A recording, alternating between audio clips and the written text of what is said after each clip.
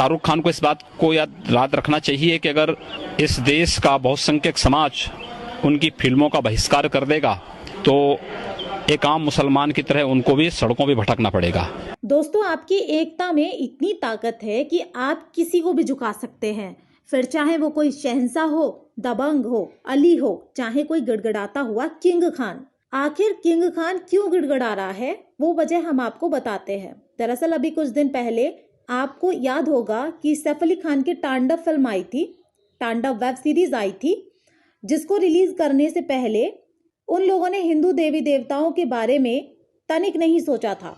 लेकिन जब हिंदुओं ने तांडव का बहिष्कार जमकर किया तो तांडव बनाने वाले घुटनों पर आकर हिंदुओं से माफी मांगने लगे। लेकिन अभी हाल ही में शाहरुख खान भी अपनी फिल्म पठान रिलीज करने वाला है, जिसमें हिंदुओं पर बहुत अत्याचार दिखाया गया है और मुस्लिमों को बहुत ज्यादा ताकतवर।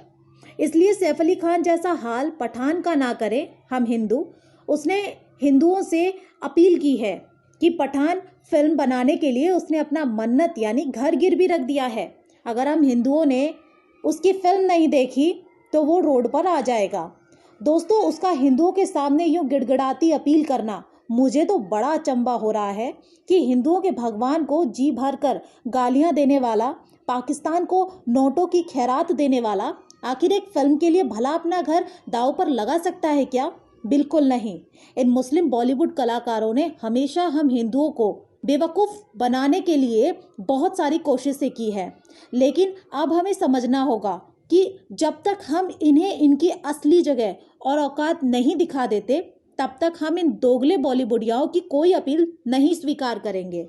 दोस्तों, आपको पता है कि सैयद उपाधि मुसलमानों में किसे दी जाती थी या अब भी दी जाती है? दरअसल जब कोई मुसलमान 100 हिंदुओं का खून बहाता है यानी सेंचुरी बनाता है, जिस तरीके से आप क्रिकेट में 100 रन बनाते हैं, उसी तरीके से जब कोई मुसलमान 100 हिंदुओं का खून बहाता है तो उसे सैयद उपाधि से नवाजा जाता है। क्या आपको पठान का मतलब मालूम है? पठान उपाधि उसे दी जाती थी जो 100 से ज्यादा हिंदुओं का खून या धर्म परिवर्तन करवाता था। शाहरुख खान ने अपनी फिल्म का नाम पठान ही क्यों रखा? क्योंकि वो आपको याद दिलाना चाहता है कि उसके मुस्लिमों को पठान इसलिए कहा जाता था क्योंकि उन्होंने हमारे हिंदुओं का खून बहाया था, हमारे हिंदुओं का धर्म परिवर्तन कराया था। दोस्तों, आपको पता है सोशल मीडिया और बिकाऊ मीडिया और इनके अंधे मुस्लिम फैंस, इन्हें हम हिंदुओं की नज़रों में ऊंचा, सच्चा और सीधा दिखाने के लिए अनेकों फेक पब्लिसिटी करते हैं ताकि हम हिंदू जाग ना पाए, और 2-4 मेरे जैसे जो जाग जाते हैं उन्हें भी वो सेकुलर हिंदू ये कहकर सुला देते हैं कि शाहरुख खान बहुत अच्छा इंसान है, तुम्हें उसकी कामयाबी से जलन है, वगैरह वगैरह। बस फिर क्या, जगे हुए हिंदुओं का हौसला टूट जाता है और फिर से वो सो जाते हैं कि हाँ यार, इसने मेरा क्या बिगाड़ा है। भले ही नेटवर्क मार्केटिंग का बिजनेस आपको 5 साल की नाम शोहरत 2.5 साल में दे देगा, आपको नौकरी करने की या गुलामी करने की जरूरत नहीं पड़ेगी, लेकिन उसी नेटवर्क मार्केटिंग का कोई बंदा आपको रातों रात अमीर बनने का दावा करता है तो आप क्या करते हैं? शायद जाग जाते हैं। यहाँ भी आपको वही करना है।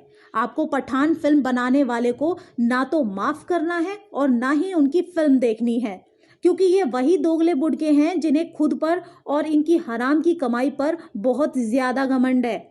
और ये वो भी हैं जो हमारे भगवानों, पंडितों, मूर्तियों, मंदिरों का अपमान कर पैसा कमाते हैं। और इतना ही नहीं, हिंदू माताओं बहनों को प्यार के जाल में फंसाकर मुसलमान और उनकी कौम बढ़ाते हैं। इसलिए शाहरुख खान की अपील से पहले मेरी अपील सुनिए।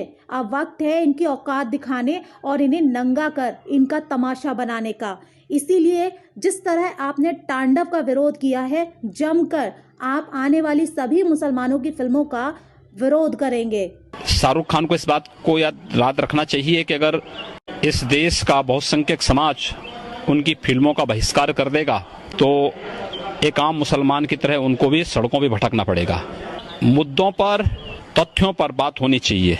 भारत के अंतर्राष्ट्रीय छवि को खराब करने की जो अंतर्राष्ट्रीय साजिशें हो रही हैं, उस साजिश से सबको बचना चाहिए।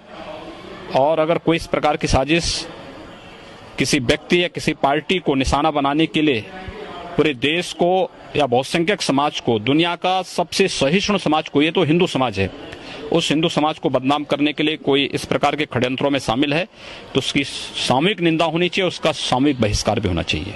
पाक आतंकी और मुंबई ब्लास्ट का मुख्य आरोपी है हाफिज सईद ने जो है कहा है कि अगर ऐसे लोग शाहरुख खान हो या फिर जो साहित्यकार हैं वो लोग अगर असुरक्षित महसूस कर रहे हैं भारत में तो वो पाकिस्तान आ सकते हैं, निमंत्रण दे रहे हैं। बखूबी जाएं लोग, हम भी इसका स्वागत करेंगे कि ये लोग जाएं। कम से कम भारत को बदनाम करने वाले लोग अपनी वास्तविकता और अपनी औकात को भी समझेंगे। एक बार जामा मस्जिद के इमाम ने पाकिस्तान जाकर के देखा था, जब कुत्तों की तरह उसको दुत्कारा गया था वहां से, तो उसी प्रकार से यही हाल इनको भी होंगे। आतंकी ऐसा कह रहा है? मैं कह रहा हूं ना, चाहे ये लोग आतंकी भाषा ही यहाँ बोल रहे हैं। मुझे लगता है शाहरुख खान की भाषा में और हाफिज सईद की भाषा में कोई अंतर नहीं है।